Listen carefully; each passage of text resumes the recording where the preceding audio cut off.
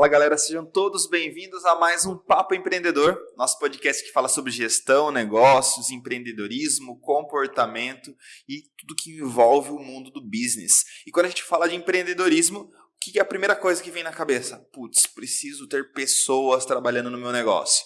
E hoje o tema é gestão de pessoas e mapeamento comportamental. E para falar desse tema, Mayara, seja muito bem-vinda ao nosso podcast, é uma honra ter você aqui conosco, você que é uma profissional super relevante na área de gestão de pessoas, e aqui existe uma tradição, quem se apresenta é o convidado, então fique à vontade, a casa é sua, conta aí para nós, quem é a Mayara, aquilo que você faz, muito obrigado. Obrigada, Felipe, pelo convite, fiquei bem feliz de ter esse convite aqui, de falar um pouquinho no Papo Empreendedor, porque eu também empreendo, então isso tem muita conexão com quem eu sou, de onde eu vim.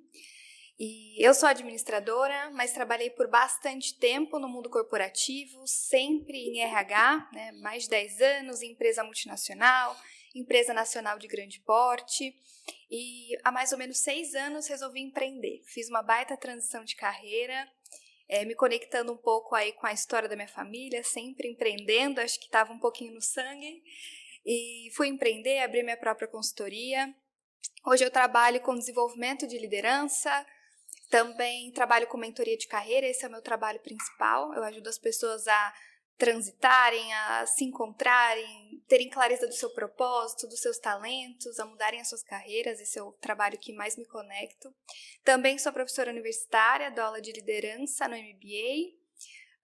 Que mais que eu conto? Escrevi um livro recentemente. Que legal. Está Qual o na nome? editora Disque de A a Z. Muito bom. Que é um pouquinho do que a gente vai falar daqui também. E eu sou louca, assim, por pessoa, por desenvolvimento humano, por ajudar as pessoas a se desenvolverem, entenderem quem elas são. Espero contribuir um pouquinho aqui no bate-papo empreendedor. Muito bom. Mayara, quando a gente fala de empreendedorismo, de negócios, vem o tema gestão de pessoas, né? Para a gente começar a introduzir, o que é gerir pessoas para você? Essa é uma pergunta já bem capciosa. De $1 milhão. Já é um pouquinho complicado. Gerir pessoas é entender o indivíduo, né? Entender quem é a outra pessoa que está ali daquele lado. Porque quando o líder ele passa por aquele movimento de ruptura, ele deixa de ser um especialista, alguém que alcança resultado por meio dos seus próprios esforços e passa alcançar resultado por meio de outras pessoas, ele precisa entender de gente. Né? E muitas vezes as organizações elas têm esse erro de ele é um excelente técnico, ele performou muito bem, ou até mesmo empreendedor, pega uma área técnica, algo que ele domina, e daqui a pouco ele precisa de um time e ele pula etapas, ele não sabe quem é o outro. Ou se sobrecarrega, porque toma as decisões dele sozinho, só vai comunicando a equipe depois. Então, eu gosto de falar que gerir pessoas parte de 3 pilares, ao meu ver, tá? E é isso que eu ensino para os meus alunos. O eu, o outro e o nós. Eu primeiro preciso saber quem eu sou. Quem é o Felipe? Né? Como ele se comporta, como ele reage, como ele age diante das coisas. Depois que ele se entende, depois que ele sabe quem ele vai olhar para o outro. E aí ele consegue entender como que ele vai delegar, como ele vai dar feedback, como ele vai orientar, como ele vai cobrar. E aí sim ele consegue trabalhar o nós. Então gerir pessoas para mim é entender de gente, mas partindo primeiro de nós mesmos, sabe? Legal, Mayara, você colocou um ponto bem interessante que é como aquele líder ele para de performar somente pelos seus resultados e vai performar pelo resultado dos seus liderados. Você acredita que as empresas têm olhado para essa habilidade na hora de promover ou de contratar um líder? Que ele precisa ter essa habilidade ou ele precisa desenvolver essa habilidade de conseguir desenvolver talentos para que eles performem? Sim, eu acredito que as soft skills elas estão cada vez mais em alta e eu tenho visto uma dor porque eu atendo os dois lados, né? Eu atendo o RH. Então, Mayara, vem aqui, desenvolve meu líder, treina meu líder, eu preciso de pessoas com sabedoria mesmo para lidar com gente, mas eu também vejo engenheiros, especialistas, profissionais que querem se tornar líderes e que me procuram para mentoria de carreira para dizer assim, Mayara, me ajuda a chegar lá. Porque já tem a consciência de que só ser muito bom tecnicamente não é suficiente. que lidar com gente é diferente. O buraco é mais embaixo. Eu acredito, e aí uma crítica construtiva a todas as universidades, que quando a gente... eu sou formado em ciências contábeis, né? Mas de longe, né? Me formei em 2015, mas de longe eu tive alguma orientação de como gerir pessoas e de como vender. E essas duas habilidades, essas duas características, elas são essenciais. Eu preciso saber vender e preciso saber liderar. Então, a gente também vem, acho que, nesse movimento de que muitos profissionais, principalmente aí os universitários, não têm essa pauta na universidade, né?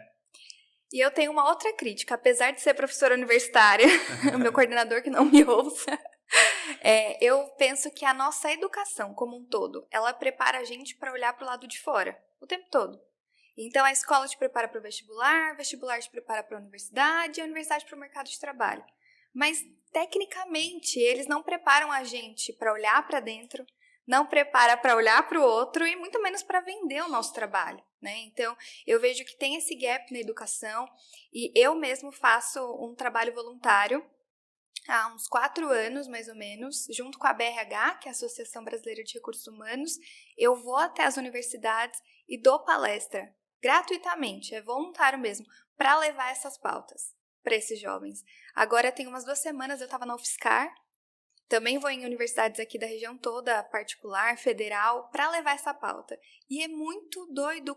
Você pode estar falando de uma universidade super renomada, os alunos chegam pra gente no final da palestra, tipo, meu Deus, o que você falou? Como se tivesse inventado a roda. É muito engraçado, é como se fosse um negócio de outro mundo. E alunos que estão no último período da faculdade e nunca escutaram sobre autoconhecimento, como enxergar o outro, como se vender, como se posicionar. Então, realmente, é algo que... Mayara, quando a gente fala de comportamento humano, né? Se a gente pegar aí a história, né? A gente teve um período aí da Revolução Industrial, com foco no resultado, né? Com foco na entrega final, de produzir algo. A gente teve, né, crises econômicas que afetaram do Brasil, mas que outras que afetaram o mundo como um todo. Nós tivemos uma pandemia que mudou a forma do que as pessoas pensam, como se veem no mundo. E a gestão de pessoas tem sido cada vez mais um desafio. Mas a palavra que, quando a gente busca gestão de pessoas no Google, quando a gente busca lá no Twitter, quando a gente busca uma hashtag lá no Instagram, o que acontece? Comportamento. A gente sempre tentou separar o Felipe que está lá trabalhando das 8 às 18 do Felipe que pensa, do Felipe que sente, certo? E hoje não mais, a gente está no movimento de integrar, que entender que é um Felipe só. Que se ele tiver lascado lá na pessoa física, no lado emocional, ele não vai performar no negócio, certo? Por que se tem falado tanto de comportamento? É uma modinha? Tá hypado somente? Ou isso é uma tendência que a gente vai continuar olhando e precisa olhar? Como que você vê isso? Eu acredito piamente nisso, que nós somos uma pessoa só. Então, até por isso, quando eu faço o processo de autoconhecimento profissional, a gente começa do lado de dentro mesmo. Até porque se na sua vida pessoal tiver alguma coisa em muito desequilíbrio, isso vai afetar a sua carreira, vai afetar o seu trabalho, o seu desempenho. E se o trabalho estiver muito ruim também, vai afetar a sua vida pessoal. Nós somos apenas uma pessoa, né? E esse movimento da pandemia fez com que as pessoas ficassem muito reclusas, tendo que lidar cada vez mais com elas mesmas.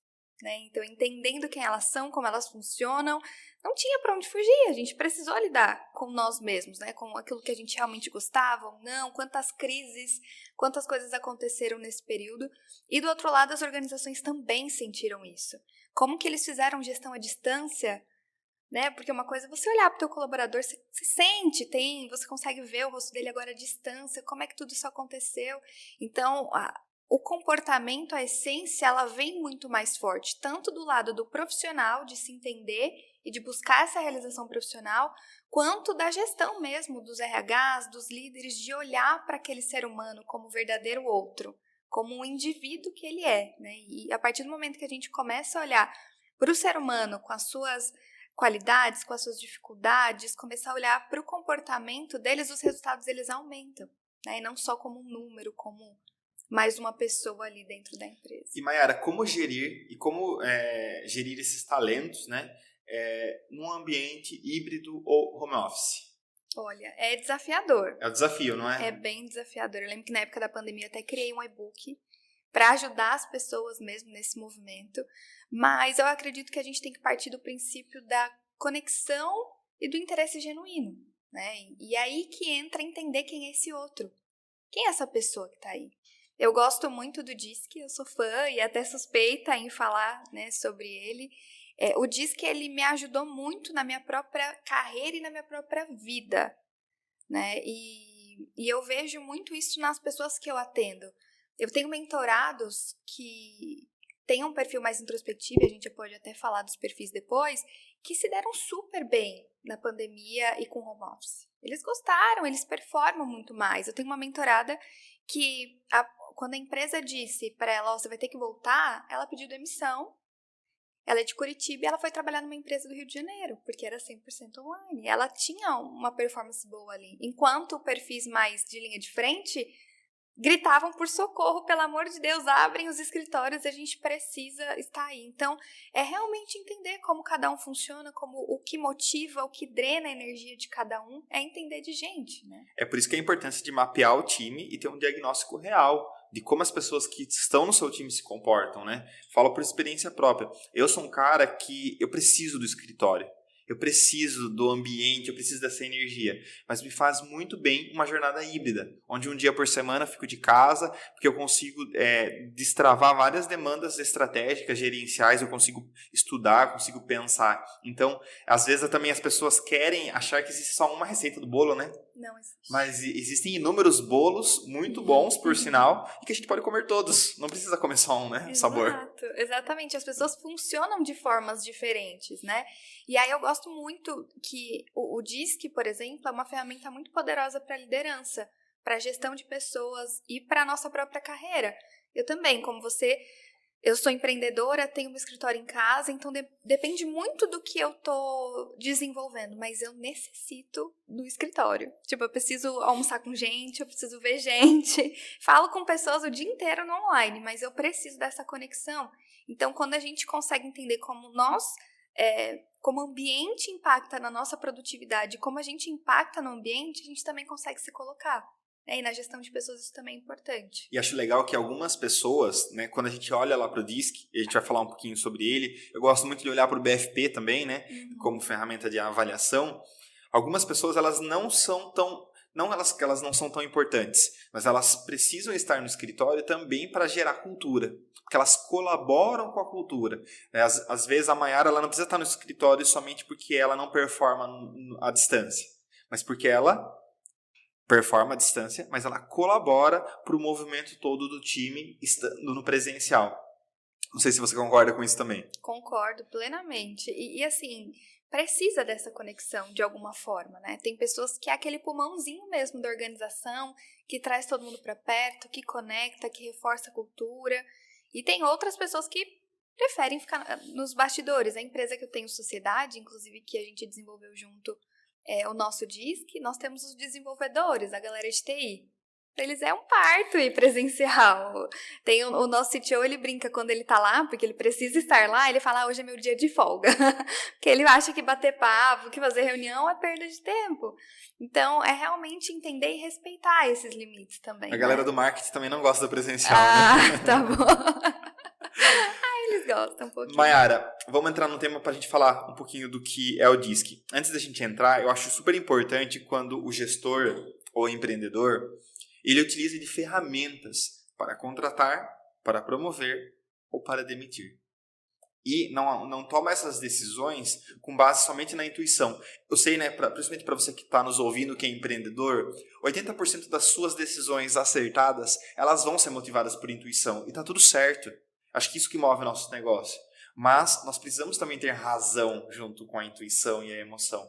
E ferramentas como o DISC, elas nos dão aparato para a gente tomar decisões conscientes, né? De como que a gente contrata, de como a gente promove, ou até mesmo quando a gente demite esse colaborador. Né? Eu mesmo, a gente tem um processo já a um longo prazo de olhar para o comportamento como um critério. Então a gente utilizou na Advice Contabilidade por muito tempo só de forma isolada o BFP. Então, quando a gente olhava lá o parâmetro inicial de contratação, a gente começou a comparar ele com o BFP da Mayara com o BFP do Felipe. Quais são as competências que são similares? Então, a gente precisa contratar, de repente, a Maria Laura, que está lá na produção do podcast. O que a gente quer? A gente quer um perfil Mayara ou a gente quer um perfil Felipe? Isso resolve um monte de problemas, gente. E é algo super barato, pensando em ROI. Sim, né? total. Mas vamos falar de DISC. Primeiramente, o que é o DISC? Eu queria até completar um pouquinho Sim. sua linha de raciocínio, porque a intuição, o feeling é muito importante no mundo dos negócios, na hora de contratar, na hora de escolher a nossa carreira. Mas tem um dado que fala pra gente que uma entrevista, uma contratação com base no feeling, prevê apenas 14% do desempenho desse funcionário. 14%. É pouco? Pouco, é muito arriscado. Como é que eu contrato alguém com base no meu feeling, com base nas técnicas que eu tenho de mercado e consigo prever 14%? A frustração é grande e aí quando você vai fazer a conta de quanto é demitir esse funcionário, de quanto é caro uma rotatividade, não compensa, né? E aí a gente consegue usar o DISC para muita coisa. Antes de você falar do DISC, Mayara, às vezes as pessoas acham, não, eu vou usar o DISC para contratar, meu processo vai ficar caro, vai ficar moroso.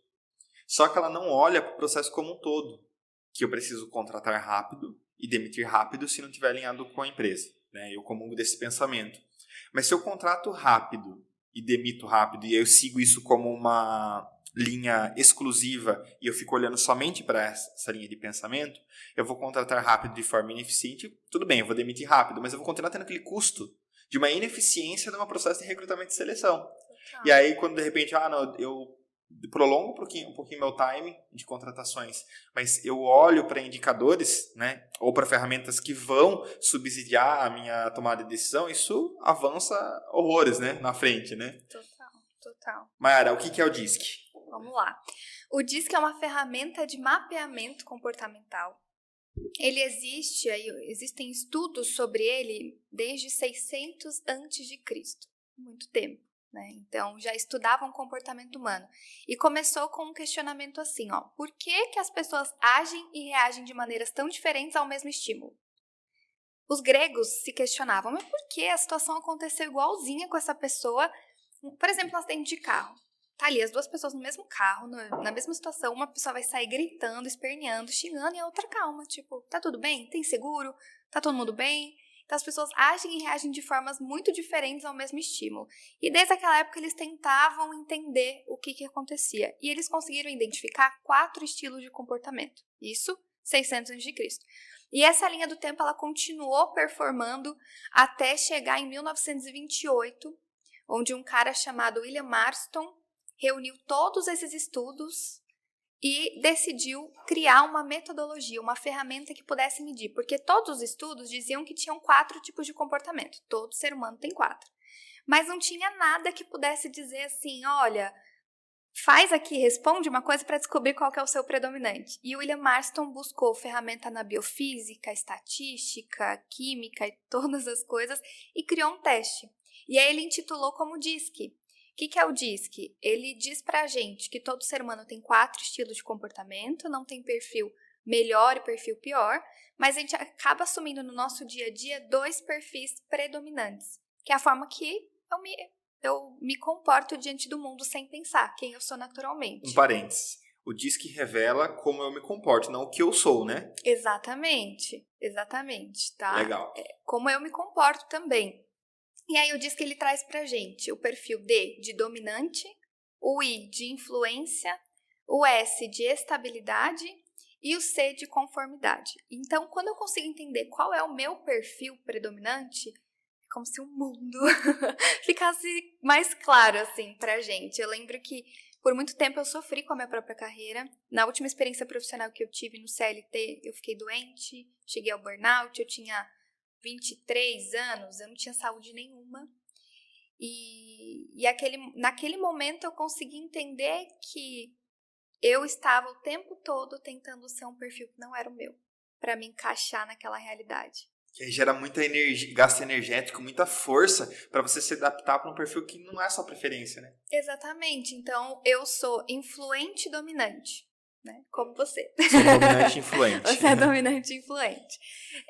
E eu tentei o tempo todo nessa última posição que eu estive, tentava ser um perfil analítico, um perfil detalhista. E eu não era essa pessoa, eu era a pessoa que ia convencer a mesa que a mesa não era a mesa, porque eu precisava conversar com alguém, sabe? E aí, quando eu entendi, quando eu olhei pela primeira vez o meu relatório, eu falei, caraca, essa sou eu? Agora eu entendi porque eu tô tão infeliz nesse lugar, eu comecei a movimentar minha própria carreira. O autoconhecimento me libertou daquela situação, por isso que é a minha paixão pelo DISC. Então, o DISC, eu brinco que ele funciona para tudo na vida, né? O DISC, ele ajuda a gente a se posicionar no mercado. É claro que na mentoria de carreira é um processo muito mais profundo. Não é só o DISC que vai resolver os seus problemas. Preciso dizer isso também. Não é a fórmula do emagrecimento, né? Não é, senão eu já estaria milionária lá nas Maldivas, não estaria aqui. Mas é uma ferramenta, né? A gente falou de ferramenta. É uma ferramenta para você se posicionar, até para você integrar. Você até comentou um pouquinho, o meu sócio é assim, eu sou assado.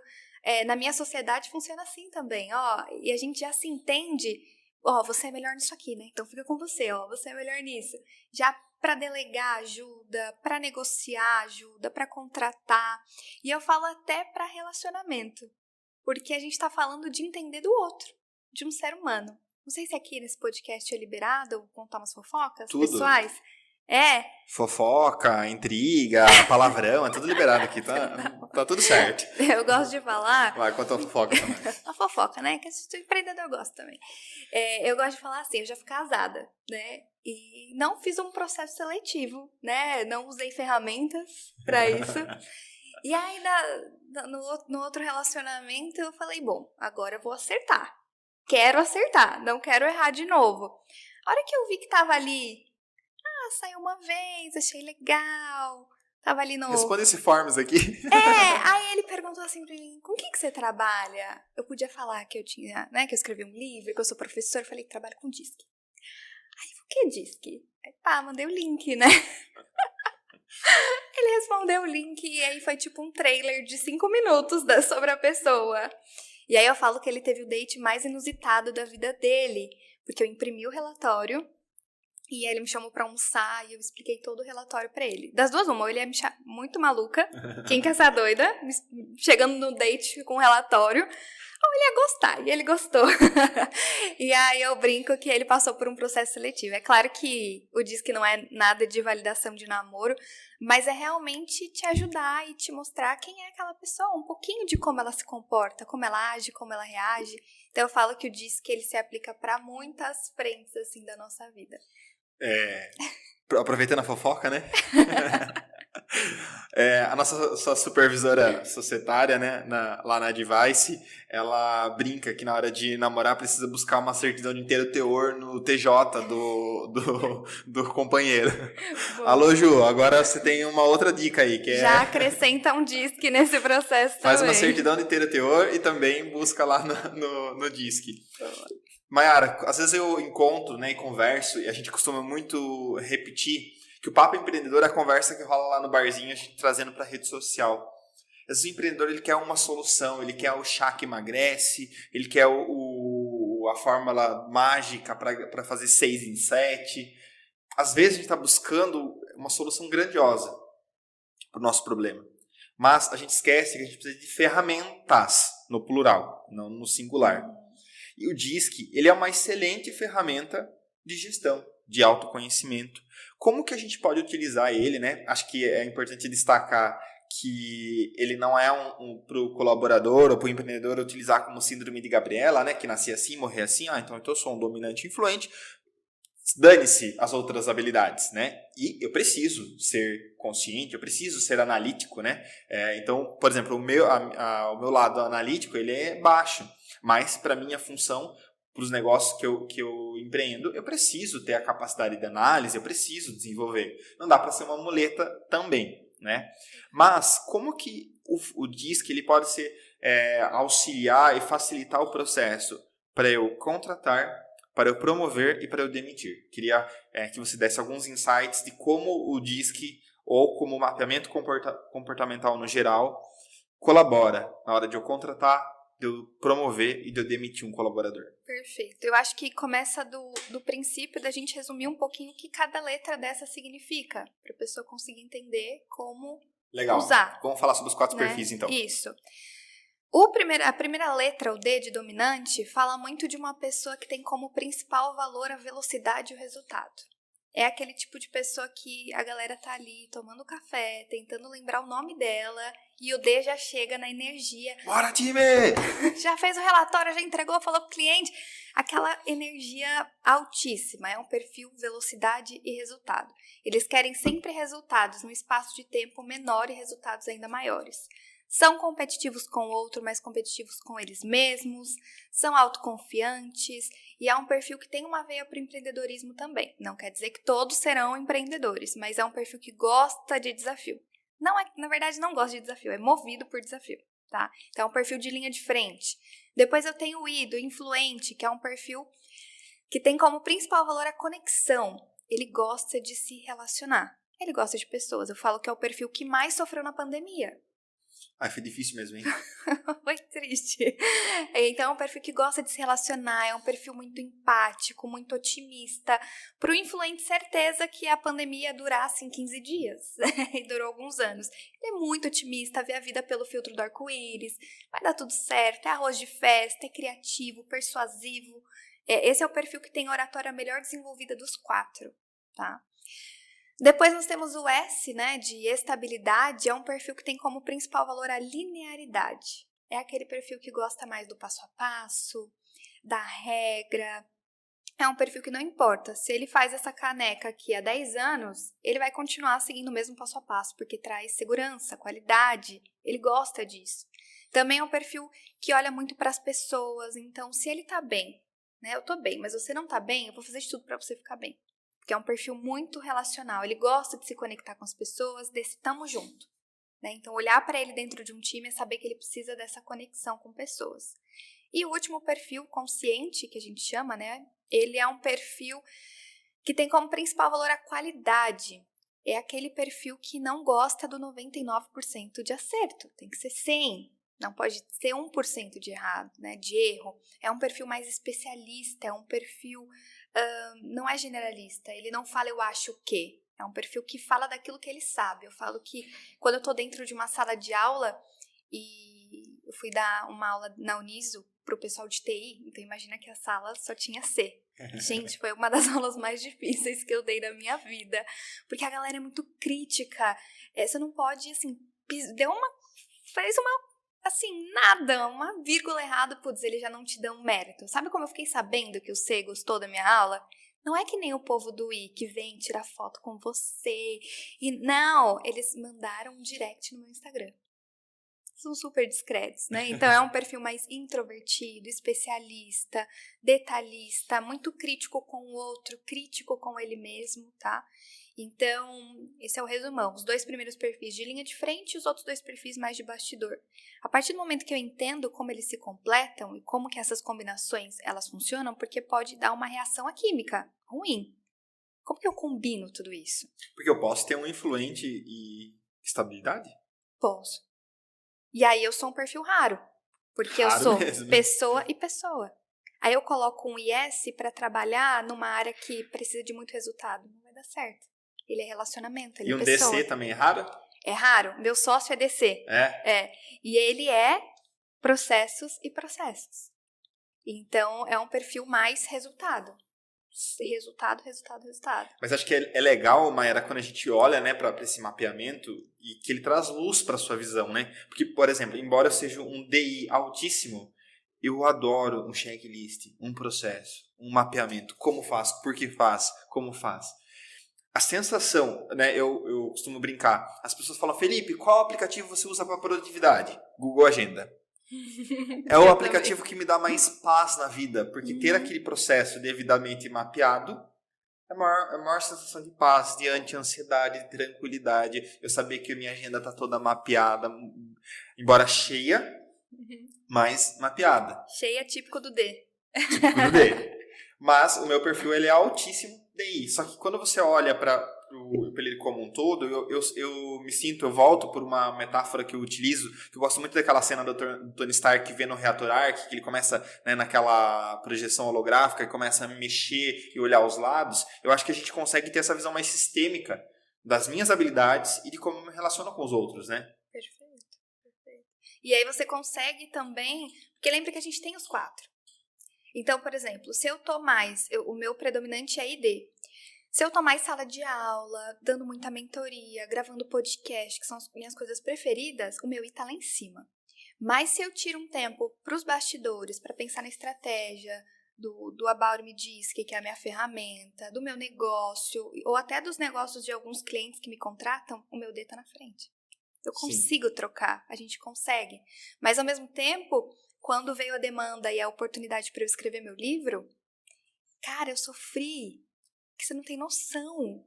Porque hoje eu dou treinamento do DISC que eu fico 16 horas falando sobre. E ficaria mais muitas horas falando sobre isso. Não tem problema, mas quando me pediram para escrever alguma coisa, estavam pedindo para usar o meu lado analítico. E foi muito difícil.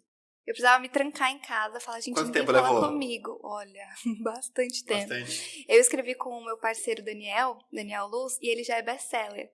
Ah, legal. E aí você pensa que tranquilo que foi pra mim, né? A régua... Eu nunca escrevi nada na vida. Quando eu vou escrever, eu escrevo com um autor ali, um escritor best-seller. Eu quase não dormi, enfim, foi bem difícil. Mas consegui. Enquanto ele escreveu lá 300 páginas, eu penando com 30. E sofri bastante. O pessoal brinca que tem que contar por palavras, né? Porque se contar páginas dá mais ansiedade, dá né? muito, é muito triste. Mas é realmente entender. Então, o conhecimento eu tenho, mas se eu tivesse usado esse meu conhecimento para monetizar ele, para ajudar pessoas através da escrita, eu tava na roça, porque não dá, é muito difícil para mim. Mas eu consigo. Mas exige muito mais energia. Então, é aí que tá o grande segredo. Quando eu entendo qual é o meu perfil, quando eu entendi o meu e falei, beleza, eu vou dedicar energia porque escrever um livro é importante, faz parte da minha meta de vida, então vale a pena esse esforço, mas a parte que eu sou mais feliz é ensinando, é dando aula, e por isso que a minha carreira deslanchou muito rápido, cresceu muito rápido, porque eu consegui colocar as minhas habilidades na direção, na cadeira correta. E aí você pensa assim, que nós, profissionais de RH, empreendedores, muitas vezes não sabemos qual é o nosso perfil. Quem dirá o nosso candidato? O nosso colaborador? É importante. Por exemplo, a gente está com um processo de recrutamento e seleção para uma assistente executiva. E aí eu estou procurando uma DS. Um perfil raro. Mas eu queria. Tudo bem. Querer é poder? Não sei. Mas eu quero. Pensando nas habilidades. Tá. Né? Porque eu sei o meu perfil, essa assistente ela vai trabalhar diretamente comigo, de repente. Então eu sei o meu perfil, eu sei para a demanda que o que a vaga precisa. Então fica muito mais fácil eu tentar achar a pessoa. Uhum. Correto? Sim. Então seria, acho que para contratar, seria válido a gente dizer que ter o perfil de quem vai supervisionar e quem vai ser o líder, ter o perfil do que você espera para a vaga, fica muito mais fácil você identificar uma pessoa que tenha minimamente essas habilidades? Exatamente, porque senão a gente pode cair, e eu já vi muito isso no mundo corporativo, a gente começa a contratar semelhantes. Então, lembra do feeling, da intuição? Eu começo a contratar pessoas que são parecidas comigo. E aí dá ruim, porque imagina você, Felipe, que é D, e contratar só um monte de gente D. Vocês vão se matar e ninguém vai analisar nada. Sim. Porque vai querer cada vez mais resultado, cada vez mais velocidade e ninguém vai analisar. Agora, quando a gente monta um time que as pessoas se integram, cada um com a sua habilidade, o negócio acontece de uma forma muito melhor. E é muito legal quando a gente começa a instalar isso dentro de uma organização como cultura. Porque as pessoas não se identificam mais. O Felipe, o sócio. Não, o Felipe é o DI, Sim. sabe? Eu fiz um treinamento para uma empresa de tecnologia aqui de Sorocaba mesmo, com 120 colaboradores. Então, é tecnologia, empresa com colaboradores espalhados pelo Brasil todo. E eles trouxeram todos eles. A gente fez 2 dias de treinamento e mapeou a empresa inteira. E aí, para eles se identificarem, ao invés de usar as letrinhas, nós usamos as cores. Legal. Então, amarramos uma fitinha no braço do D, que era o vermelho, o amarelo, que era o I e tal. E isso foi tão bacana na construção, porque eles começaram a se enxergar como as cores. Agora entendi porque é tão difícil falar com fulano de tal coisa. Agora tu entendi porque fulano precisa de mais tempo na hora de responder, ele tá analisando, né? Gera mais empatia, sinergia. E o RH trouxe pra gente feedback bem legal, que depois que esse treinamento foi feito, eles começaram a sempre perguntar para o RH, o fulano que você está contratando, que cor que ele é? Sabe? Que legal. Sim, instalou uma cultura ali e as pessoas começaram a se enxergar. A gente separou os times, então fizemos uma mesa e era para dar briga mesmo no começo. A gente queria impactar só de D. E aí você tinha que ver a galera meio que em cima da mesa, sabe? O meu jeito tem que ser assim. Aí você via a mesa do S e do C quietinho, era tranquilo, sabe? Às vezes o D solta, isso aqui não é uma democracia. Não, teve um cara... Eu falo isso às vezes. E aí, como meu perfil é DI, eles me deixaram cuidando do DI. E minha parceira ficou com SC. Você olhava do outro lado da sala, era uma paz, organizado, clean, todo mundo falando... Sim, baixo. Você chegava do outro lado, o I era tipo gritaria, uma feira. E o D, eu só observando, né, que a gente facilita. Um cara chegou pra mim, um funcionário, falou assim: Mayara, o que você acha desse papel? Aí eu fui toda com a minha didática, né, explicada. Ele falou assim, nem deixou eu terminar.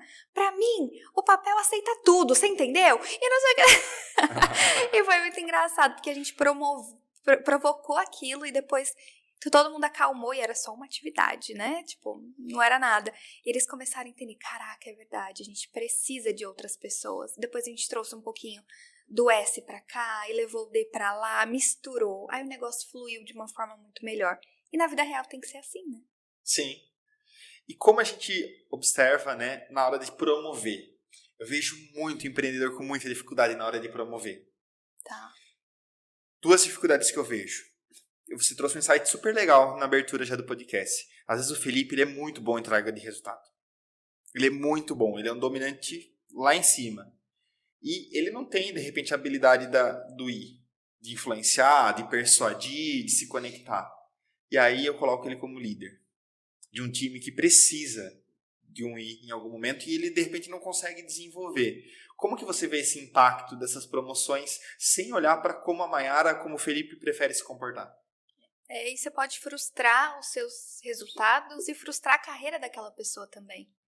Frustra a empresa, o líder e o liderado, né? Sim, porque às vezes você muda, você mexe porque você acha que vai ser bom para aquela pessoa, mas não vai ser bom para ela. Né? A gente tem, o meu sócio é DC, né? Um dos meus sócios. E então, assim, ele é resultado e ele é tímido. Não adianta você colocar ele para falar. Né? No evento que nós fizemos da RH Experience, eu mandava mensagem assim pra ele, viu? Você vai falar? Porque eu mediei todo o evento, né? Eu acho que não, viu? Você veste a camisa lá e você fala, tá? Coisa que pra mim foi muito fácil falar e eu falaria horas. Mas eu não consigo analisar como ele analisa, entende? Então é realmente entender o outro como verdadeiro outro e colocar as pessoas nas cadeiras certas. Se ele me colocar para fazer as análises do sistema, eu não vou conseguir. Mas se eu colocar ele para falar como eu falei lá na frente, para 300 pessoas, ele também não vai. Então, na hora de promover alguém, eu preciso analisar o que eu espero daquela vaga, daquela cadeira, e ver se essa pessoa realmente tem. E aí vem um pouquinho até da sombra do que você trouxe. Eu olho, faço um mapeamento de quem está naquela cadeira ou quem deveria estar, e vejo se essa pessoa está. Se ela tem essas habilidades, se ela tem competência para isso. O DISC, associado a uma boa entrevista, te ajuda, né, uma boa avaliação, e aí você consegue entender, do que essa pessoa não tem, dá para eu desenvolver ela? Ou eu vou pedir que ela seja uma outra pessoa? Porque isso, por exemplo, né, eu queria um DC. Beleza, é um perfil raro, mas eu não abro mão do C. Uhum. Então, em regra, eu vou analisar, eu consigo desenvolver o D nessa pessoa? Exato. Ou não? Seria mais ou menos essa lógica? Exato. Eu falar, não, eu não consigo, de repente, achar os 2 perfis que eu preciso para essa posição, mas uma é inegociável. Então, eu vou procurar uma pessoa que tenha esse perfil C. Mas aí eu digo mais. Por exemplo, você quer o C. Sim. E aí você acha um SC, que é mais comum. Uma pessoa de estabilidade e conformidade. E aí você tentar desenvolver ela para ser um D, você vai descaracterizar essa pessoa. Legal. Porque ela é linearidade, ela é passo a passo, qualidade, segurança. E aí você quer que essa pessoa seja velocidade, agilidade, resultado, só vai gerar estresse para ela e para você, porque ela não vai entregar na velocidade que você quer. Eu não quero um S. Entende? Só que se você colocar um D alto com você, vai dar treta. Sim. Entende? Então, é muito legal olhar pra isso, porque eu tenho que contratar uma pessoa que vai me completar. Eu acho que fica muito mais fácil o processo de seleção. Muito. E é barato, né? Muito. Se você analisar num ROI para uma empresa, às vezes a gente fez um benchmark recentemente com empresas do segmento e a gente estava trocando ideia, como que você contrata, né? Como que você faz recrutamento e seleção? Eu acho que quando a gente estipula um processo e dentro do processo eu olho para o comportamento, eu defendo muito a bandeira de que eu preciso olhar para hard skills, mas eu preciso olhar mais para soft skills. É aquilo, né? Contrato pelo currículo e demite pelo comportamento. É clássico. Quando usar o DISC para demitir? E qual a sua visão do processo de demissão? Tá. Olha, eu não usaria o DISC para demitir, né? Então, lembra que a gente falou de várias ferramentas. Sim. Ele é um processo, ele é uma das que traz pra gente essa clareza, né? E aí eu consigo, quando eu olho para aquele relatório e eu vejo que a pessoa realmente não está alinhado com a vaga, muitas vezes eu posso demitir aquele talento, mas a culpa está sendo minha, porque foi o que eu vivi. Eu era uma boa profissional, a empresa era muito boa, mas eles me colocaram no lugar errado. Talvez se a empresa tivesse mapeado o comportamento, não teria perdido um talento, mas teria me colocado numa cadeira que comportasse as minhas habilidades, né? Então, eu acredito que o DISC te traz essa visão, inclusive, para você movimentar pecinhas.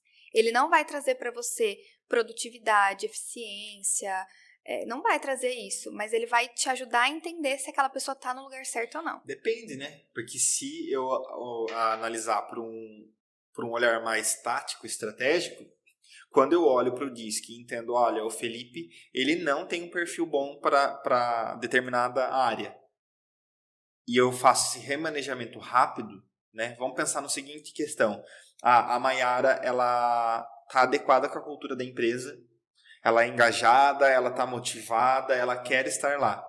Mas eu olhei pelo desempenho dela e pelo DISC dela, que ela não está bem alocada. E eu faço o remanejamento dela, eu economizo financeiramente numa rescisão, eu trago para a eficiência para essa outra área que ela tem mais habilidade, então ela vai ser mais eficiente, e eu coloco outra pessoa para essa função. Então, no longo prazo, isso vai refletir em caixa, né? Total. Às vezes o empreendedor fala, não, mas quanto isso vai gerar de caixa para mim? No longo prazo, vai gerar caixa. Com certeza, porque daí não preciso demitir aquela pessoa, Sim. Eu consigo colocar ela no lugar certo. E aí você consegue usar as pecinhas, as pessoas ali dentro da organização mesmo, e realmente aquela pessoa não vai ter problemas, ela não vai adoecer porque ela está no lugar errado, não vai pedir demissão, você vai conseguir ter maior produtividade e eficiência no seu negócio. Muito bom. Para quem, né, precisa ou quer fazer ou quer conhecer mais, a gente vai falar um pouquinho mais no final de como as pessoas podem te encontrar nas redes sociais, mas quem as pessoas precisam buscar, né? Porque, vamos ser didáticos com o empreendedor, né? Claro. O DISC, ele é uma ferramenta que a gente contrata um software, que a gente contrata um profissional para aplicar. Tá. Como que funciona? O Felipe não conhece o DISC e ele quer começar a fazer na empresa. Perfeito. Hoje, lembra que a ferramenta foi desenvolvida, a primeira versão dela em 1928, então era um teste que só mostrava quais eram os seus 4 estilos de comportamento. Mas à medida que ele foi desenvolvendo, e foram feitos muitos estudos até agora, a gente estudou muito para desenvolver o nosso, e por isso que até nasceu o livro, então, muito estudo sobre isso. E aí a gente conseguiu melhorar a ferramenta. Então, hoje, como que ela funciona? Ela tem um mapeamento dos 4 perfis, mas ele traz outras competências. O nosso relatório tem 14 páginas sobre aquela pessoa. Por isso que no date eu apareci com um relatório todo rabiscado e anotado. Mas a gente, como que funciona? Você compra o link, né? O empreendedor compra esse link, né, da empresa. Ele consegue mandar para o colaborador, então a gestão é muito tranquila. Eu mando ali para o e-mail dele, a pessoa responde várias perguntinhas e na nossa plataforma, no BUR, a gente arrasta emoji, é todo gamificado, porque a nossa empresa é uma empresa startup, toda tecnológica, jovem, então a gente fez com a nossa carinha, então é gamificado, a pessoa parece que está jogando um joguinho, mas ela está respondendo coisas sobre ela, e imediatamente sai um relatório, onde quem é o administrador, ele tem acesso. E aí você baixa um relatório que tem 14 páginas sobre essa pessoa. Então, o que mensura lá? Qual que é o perfil comportamental dela? predominante, quanto ela tem pensa de 100% dividido por 4, quanto que ela tem de cada um. Passa também quais são as competências, a gente mensura 30 competências, então isso é bem, bem bacana. Qual que é a atuação dessa pessoa, se é uma pessoa mais voltada para pessoas, se é mais voltada para processos, qual que é a tomada de decisão. Mostra também um pouquinho do momento de vida dessa pessoa. E aí não é como ela é, e sim como ela está. Então mostra energia emocional, resiliência, mostra autoestima. Isso a galera fica de cara. Meu Deus, como assim? Eu arrastei vários emojis pra lá e pra cá e agora esse relatório tá falando como tá a minha autoestima. Isso mostra também, sabe? E a autoestima, ela influencia no processo comportamental de forma extrema, né? Total. Foi um pouquinho até do que você comentou no começo. Como que as universidades não ensinam a gente a vender? Nem a se vender. E aí é realmente como eu me enxergo. Se a minha autoestima tá baixa, significa que eu vejo em mim mais defeitos do que qualidades. E na hora de vender alguma coisa, seja o meu próprio trabalho ou o trabalho da minha empresa, isso vai ter impacto. Então é uma ferramenta assim, muito completa de mostrar perfil comportamental, mas também de mostrar como que aquela pessoa tá. Né? Então é muito, muito interessante. Muito bom. Mayara, eu queria falar também um pouquinho, quando a gente fala de comportamento, o empreendedor, a posição de empreendedor é uma posição muito solitária, no Sim. geral, né? Às vezes você não tem ninguém do seu lado lutando essa guerra, né? E quando a gente fala, nossa, mas eu preciso ser um bom líder, primeiramente, qual a sua visão, e aí isso não é uma ciência exata, porque cada um tem um ponto de vista, do que é ser um bom líder? Quais são as habilidades para um bom líder hoje, em 2023? Porque o ano que vem pode ser que seja outras habilidades, né? Porque o mundo está mudando. Qual a sua visão? Boa. Eu acredito que o mundo vai mudar. Então, se você for ver, antes da pandemia, a gente tinha o VUCA, que representava o nosso mundo, volátil, incerto, ambíguo. E depois... Como que é? VUCA? VUCA? Nunca ouvi ouviu essa falar? expressão? Mundo VUCA? Não? Então, é um conjunto aí, uma palavra que eles usaram para definir o mundo que a gente estava inserido, né? Um mundo volátil, incerto, ambíguo. E depois essa palavra já não era mais suficiente para definir o mundo que a gente vivia. E eles criaram o mundo bunny.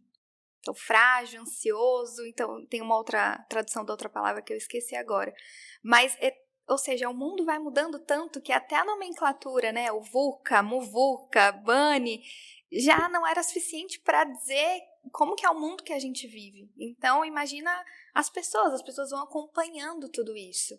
E eu acredito que um líder, ele precisa ter um mindset de crescimento para conseguir acompanhar as mudanças que acontecem do lado de fora, que são enormes, e as mudanças que também acontecem nas pessoas, porque a Mayara do comecinho da pandemia e a Mayara de hoje não é a mesma, né? O Felipe acho que mudou também. Totalmente. Total.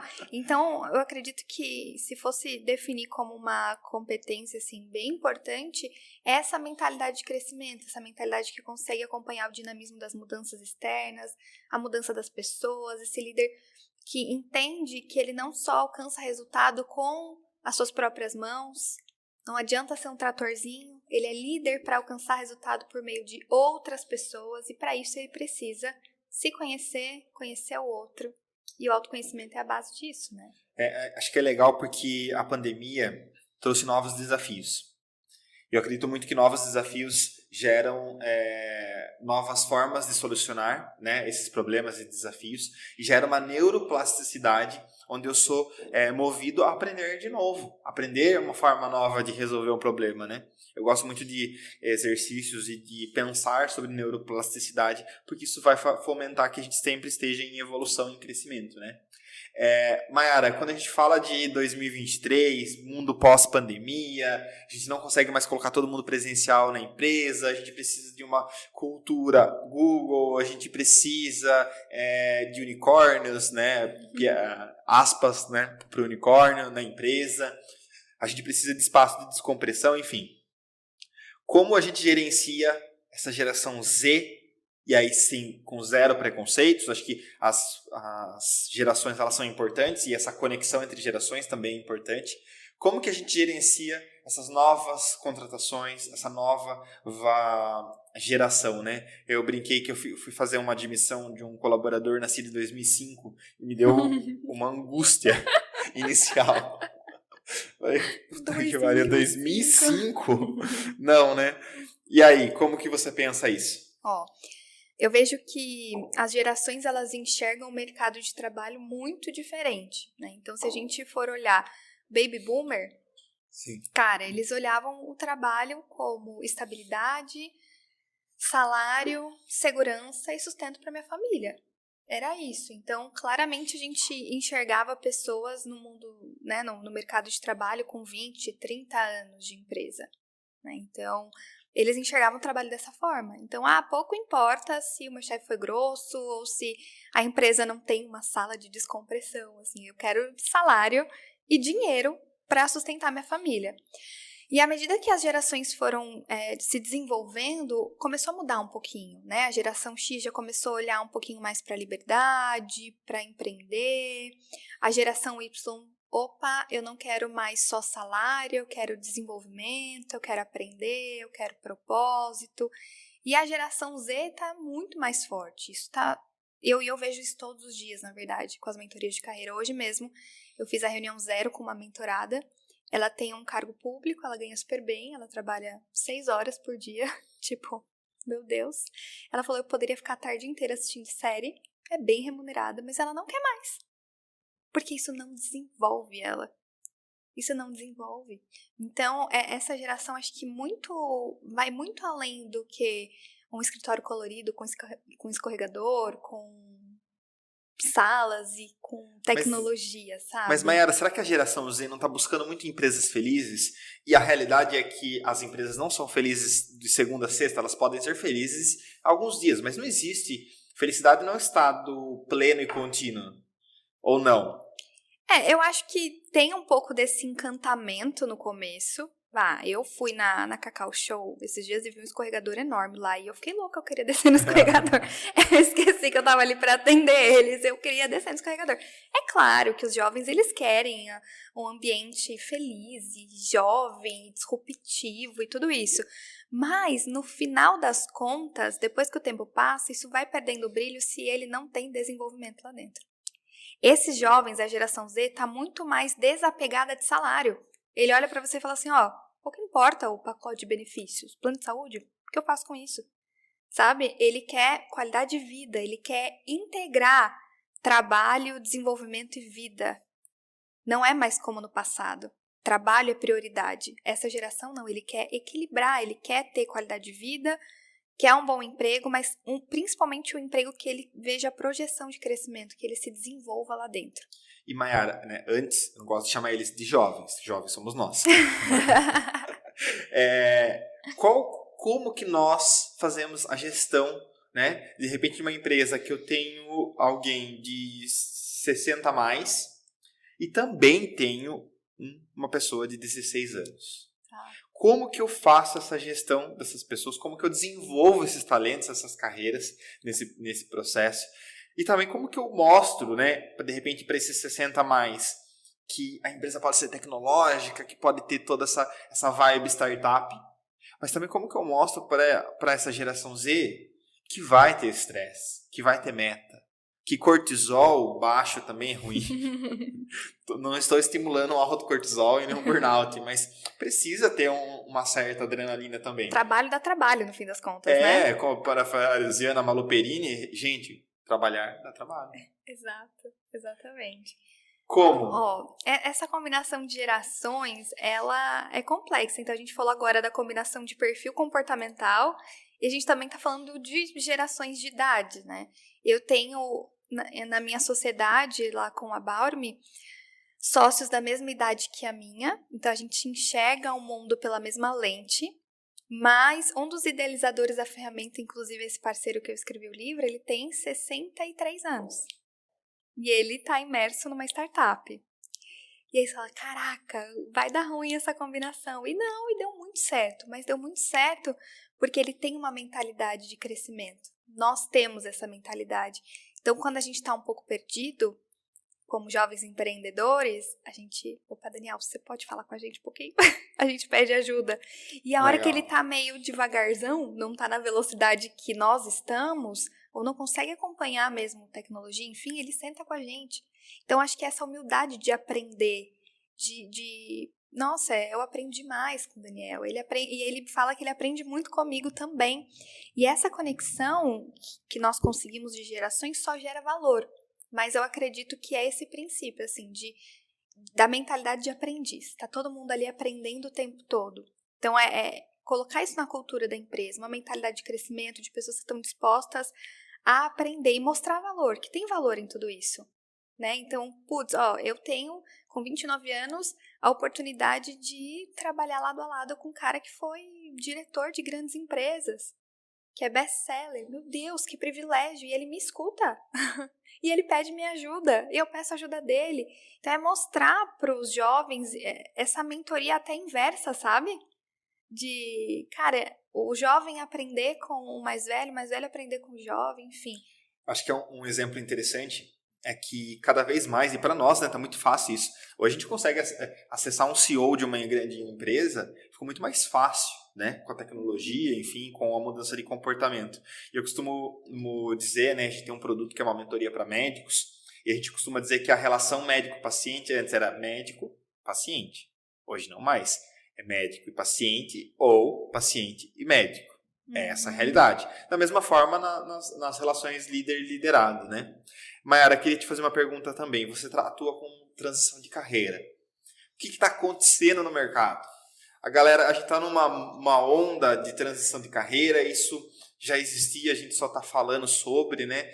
Troquei ideia recentemente com uma empresária contábil que ela saiu da área da arquitetura e foi para contabilidade. E aí você fala, não, mas é exatas. Não, contabilidade não é exatas, é ciência social, né?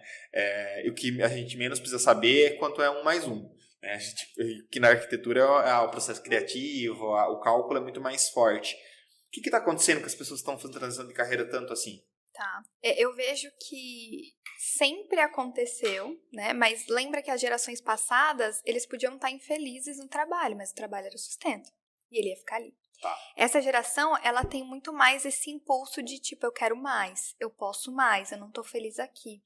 E eu falo que eu tenho mentorados de 20 a 61 anos. Sim, é muito legal. Então, de tempos em tempos, a gente vai ter que visitar e olhar a nossa carreira. Até porque o Felipe que escolheu Ciências Contábeis não é o mesmo Felipe de hoje. Não. A gente está mudando o tempo todo, né? Então, eu já vi transições muito bizarras, assim, de uma contadora que se tornou consultora de imagem. Nossa. Sim. De uma comissária de voo, né? Ficou 13, 14 anos. E agora está empreendendo, né? Tá abrindo uma loja. Cara, eu já vi muitas transições de carreiras, muitas mesmo. E vai muito tanto do momento de vida que essa pessoa está vivendo, que às vezes a vida que ela vivia naquela profissão já não faz mais sentido, não conecta com as preferências dela, com a qualidade de vida que ela quer ter. Mas a maioria das pessoas é que elas chegam no momento que, assim, quando a gente 20 anos, terminou a faculdade, o que a gente busca? Independência e grana. Sim. Tipo, eu quero independência, eu quero dinheiro. E aí, pouco importa de onde vai vir isso, que tipo de trabalho. Depois que a gente já alcança lá com os 30, uma independência, grana, aí você fala, mas não era só isso. Mas esse processo dos 20 aos 30, que você tá lá, preciso ganhar dinheiro, esse processo também é importante pro nosso crescimento, Sim, né? Sim, total. Só que o que acontece? Muitas vezes a gente atropela. Ah, mas tá ruim, não tem nada a ver comigo. Ah, não importa. Me dá dinheiro, me dá dinheiro. E aí chega um momento da vida, e eu falo que atendo de 20 a 61, né? Que foi a mais velha até agora. Mas o número de pessoas que eu mais atendo tá na faixa dos 30 e poucos. Porque é um momento que a pessoa ela não quer só dinheiro. Ela já tem dinheiro. Ela quer realização pessoal. Ela quer propósito. Ela quer ter prazer. Você falou aqui pra mim que o Papo Empreendedor começou como um hobby. Porque como um influente, não gostava de ficar parado na pandemia. Comecei a fazer live no Instagram, vou chamar um cliente para trocar ideia, e aí começou a crescer algo que não foi planejado. Exato. Mas tem conexão com você, com a sua essência, com o seu propósito. E as pessoas começam a entender que elas passam mais da metade dos dias dela e da vida trabalhando. E não dá para ficar tanto tempo assim feliz com alguma coisa. E aí começaram a entender também que não adianta fazer um MBA nisso, uma pós naquilo, que é só dinheiro, tempo e energia. Não sou contra o estudo, pelo contrário, sou professora de MBA, né? Deixo bem claro isso. Mas desde que esteja alinhado com aquilo que você quer, desde que você tenha certeza de para onde você está indo. E as pessoas começaram a entender que elas precisavam de mais. E aí nós não fomos educados para olhar para o lado de dentro, para organizar tudo isso. Então, eu falo que o processo de mentoria de carreira é um processo de educação. As pessoas nem sabem que existe esse tipo de serviço. E é interessante, Mayara, e aí quero também te fazer uma pergunta, se sempre a transição de carreira vai ser mudar da água para o vinho ou não. Mas é interessante quando você olha para isso, né? Eu só tenho, a minha graduação é em Ciências Contábeis, e aí eu fiz uma pós-graduação em algum momento em Perícia. Nem fui buscar o diploma. Perícia contábil. Tá. Não faz o menor sentido. Eu não suporto fazer perícia contábil. E aí depois, na pandemia também, eu fui lá e eu falei, tava querendo estudar. Desde 2015, 2023 é o primeiro ano que eu não estou estudando. E aí eu coloquei como meta no meu planejamento pessoal que eu não queria estudar em 2023. Aí o pessoal começou a brincar, duvido, que daqui a pouco você faz uma inscrição. Entrevistei a Kellen da Exanc, da Atom, né, no caso agora, e ela quase me vendeu o MBA também. E eu fiz em 2021 para 2022 o MBA em Liderança e Gestão 4.0 pela PUC do Rio Grande do Sul. Putz. A MBA me trouxe muito valor. E não porque eu tenho um MBA pela PUC do Rio Grande do Sul. Não, pela quantidade de conhecimento alinhado com aquilo que é a minha predominância. Então, né, eu não fiz uma transição de carreira, mas se a gente analisar, né, nos últimos 10 anos, às vezes algumas pessoas me perguntam, Felipe, por que você lá na sua bio, no Instagram, não está aqui, você é contador? Isso foi de forma muito simples, mas hoje a predominância da atuação do Felipe não é ser contador. É ser empresário, é ser gestor, é ser treinador, enfim. Então, nem sempre essa transição de carreira vai ser, eu vou mudar para arquitetura. Correto? Não. Perfeito. Eu falo que existem transições de carreira, mas às vezes é um pequeno ajuste que a pessoa não consegue enxergar. Por exemplo, eu tenho um cliente, estava falando com ele hoje, ele estava em Miami. Daí eu falei assim, eu acho que eu mereço um post aí de Miami, hein? Ele é mecânico de aeronaves. E tava num momento, assim, de muito conflito. Meu Deus, será que eu saio dessa empresa? Será que ele era mecânico em Sorocaba? Então, o nosso aeroporto é pequeno. Depois foi para São Roque. E ele tava nesse conflito, assim, que não tava feliz, não sabia se fazia mais tirava mais alguma certificação, se mudava de emprego, se ia trabalhar como mecânico, né, empreender. Tava com um mundo de possibilidades, assim, na cabeça dele. E a gente foi entendendo, foi avançando. Eu falo que o meu mentorado, ele chega como se fosse um quebra-cabeça com pecinhas embaralhadas. E a gente vai avançando nisso. E aí ele mudou o posicionamento dele dentro da empresa que ele estava. Foi o primeiro passo. Como ele se vendia, como ele se enxergava. E aí o dono do hangar falou para ele, eu quero que você vá atender nossos clientes fora do país. Ele foi para os Estados Unidos e para Guatemala, dentro da empresa que ele estava enlouquecido para sair. Começou uma carreira internacional aí. Depois disso, ele começou a entender, e aí ele foi para fora pela empresa, enfim, que ele podia mais. E aí ele prestou um concurso que concorreu aí com 200 mecânicos para a United Airlines. Cara, ele saiu de um hangar aqui de Sorocaba, São Roque. Foi para aeronaves muito maiores. E ele passou. E agora ele tá em Miami. Cara, ele continua sendo o mesmo profissional. Ele não tirou mais nenhuma certificação. Ou seja, ele já tinha competência técnica suficiente para aquilo. Mas ele não se enxergava. A oportunidade, graças a Deus, passou por ele e ele viu que ele estava preparado. Volta no autoconhecimento. Sempre. Se a gente não se conhece, não tem como conhecer o outro. Não tem. E aí, provavelmente, e no depoimento que ele gravou pra mim, eu fiquei muito feliz, foi, Mayara, eu já tava pronto e você só me ajudou a enxergar. Ele não fez, é claro que agora ele saiu de um hangar pequenininho, tá com aeronaves gigantes, mas ele cresceu muito e não precisou de mudar de carreira, ele precisou mudar a forma como ele se enxergava. e traçar um plano para isso. Porque às vezes eu acho, né? Estou no achômetro. A pessoa, ela não está contente, ela não está feliz com aquilo, e aí ela fala, não, mas eu não vou fazer transição de carreira, porque vai ter o julgamento, porque eu não sei, se der errado vão me julgar, mas às vezes ela não precisa mudar a profissão. Não. Ela precisa mudar o posicionamento, é isso? O posicionamento, uma área de atuação, enfim, cada caso é um caso. Sim. Eu falo assim, eu consigo te garantir que você vai sair daqui com clareza e direção, mas o resultado final, se vai ser uma super transição ou um ajustezinho, não sabemos. Mas realmente, a gente fica muito tempo aqui, no nosso mental. E se eu fizer isso? E se eu fizer aquilo? Porque a gente não quer ficar parado. E ou a gente foge da situação, eu já vi muita gente também indo fazer intercâmbio, que agora era a solução da vida, voltou, meu Deus, o que eu vou fazer? Né? Então, ou a gente foge, ou a gente se enfia em estudos para tentar encontrar respostas. Mas não adianta, né? A gente tem que usar os nossos recursos na direção correta, de às vezes parar e olhar mesmo, opa, quem sou eu? O que eu quero da minha vida? E sozinho é muito difícil, porque eu fico tempo demais no mental, pensando, e não consigo tomar nenhuma decisão. Eu fico cansado de pensar sozinho, eu fico enviesado. E aí, se eu vou pedir ajuda, por exemplo, para a esposa, para um amigo, eles vão me orientar para o nosso bem, mas pelo viés deles. Se for uma pessoa mais despojada, vai falar, Felipe, sai desse emprego aí, vai fazer outra coisa. Se for uma pessoa mais segura, vai falar, não, pelo amor de Deus, olha o benefício que você tem. Então é difícil tomar decisões sozinho, né? Porque a gente não olha para a base que tem que olhar. Legal. Eu fui servidor público, né? Uau! E o meu objetivo inicial era ser auditor do Tribunal de Contas. Caraca. Totalmente analítico, né? Já ia ver que ia dar errado mesmo. E aí, hoje eu tenho pouco, né? Tenho pouco vínculo com outras pessoas do poder público, no geral, com vínculo de amizade. Mas todas as minhas amizades que estavam no poder público, eu brincava que eu era igual aquela pessoa que já pulou na piscina e ficava, vem, que a água tá quente. Eu sei que essa água tá gelada e que tá tudo bem, tá gelada a água. Mas eu ficava num movimento e aí uma das minhas melhores amigas eu falava, vem pra fora, sai, vai, pede a conta. Ela, não, mas tem estabilidade e tal.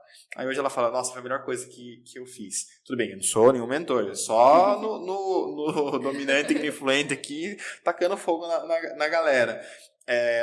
Mas você precisa entender, tem perfil que vai ser muito bom como fazendo carreira como servidor público? Sim. Outros não. Exatamente. E é entender, né? Pra onde eu vou, o que combina comigo. Sim. Mayara, todo empreendedor precisa ser um gestor de pessoas? Sim. Não tem escolha. Depende, vai. Se você for um eu empreendedor, se você for empreender sozinho, né?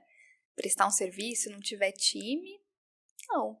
Mas para tudo a gente vai precisar de gente, na verdade. Porque seus clientes são pessoas, sabe? Seus funcionários são pessoas. Todo mundo é pessoa, então... Ainda que você esteja sozinho, eu não suporto pessoas, não quero lidar com gente. De alguma forma, você vai ter que ter contato com pessoas, né? Sim. E, Mayara, eu comecei a empreender hoje. Tive uma ideia muito boa e vou começar a empreender amanhã.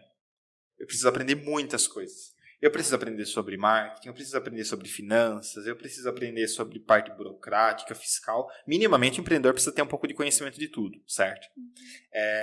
Eu costumo dizer que às vezes eu começo a estudar estratégia de marketing. Porque eu vou fazer o marketing das minhas empresas sozinho? Não. Mas porque eu preciso saber o que é um ads na hora que o pessoal da agência está falando para eu não ficar lá com tela azul, né? Perfeito. Eu preciso entender um pouco de legislação, sei lá, de outras áreas que não é a minha para ter papo, né? Se eu fosse trilhar uma linha de aprendizado, né? Sei lá, 2, 3 temas que eu tô começando a empreender, eu preciso estudar sobre gestão de pessoas, sobre comportamento, o que você indicaria? Vai aprender sobre o DISC, vai aprender sobre autoconhecimento, o que você indicaria? Como empreendedor, eu compartilho da mesma questão, né? A gente precisa ser um aprendedor, aprender o tempo todo, eu também aprendo muito. E na minha carreira ainda mais, né? Porque uma hora eu tô falando com arquiteto, daqui a pouco eu tô falando com mecânico de aeronaves, então o negócio é bem dinâmico. Mas falando assim, putz, eu vou empreender, tem 1 milhão de coisas e vai ter que estudar para sempre, né? Muitas coisas.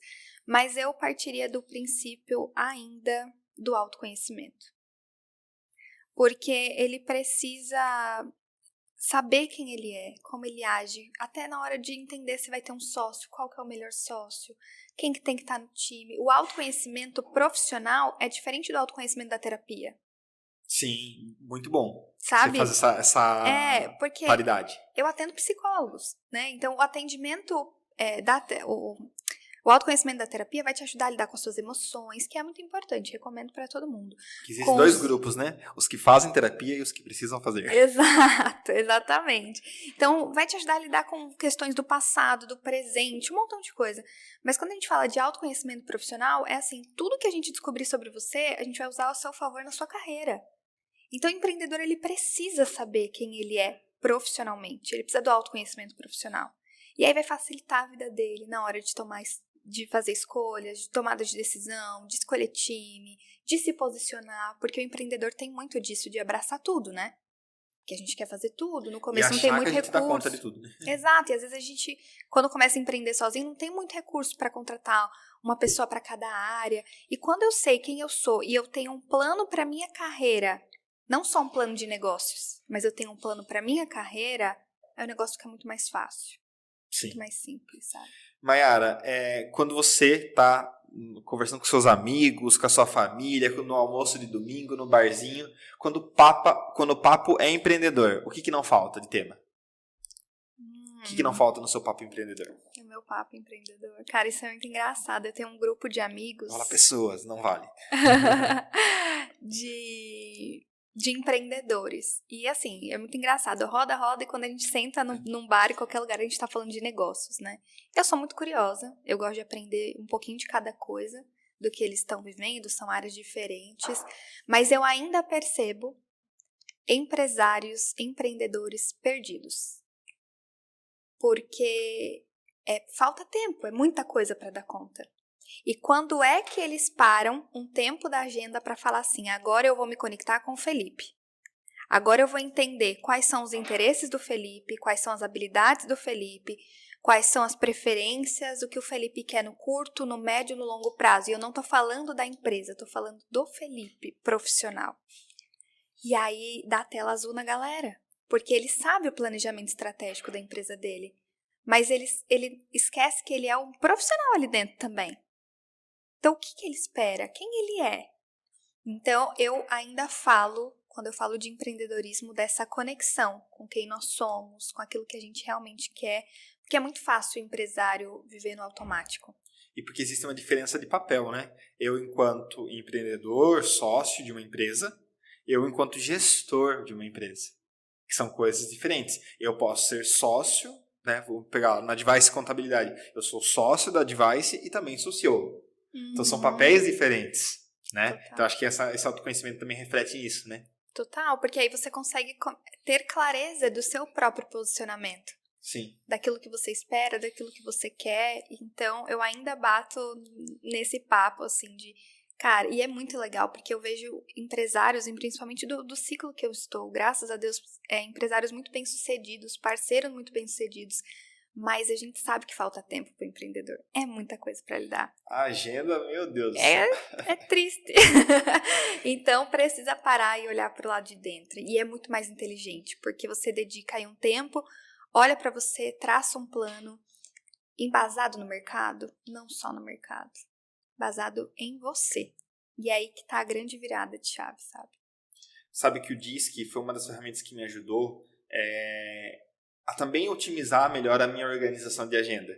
Porque como um bom D alto, você falou a agenda do D, né?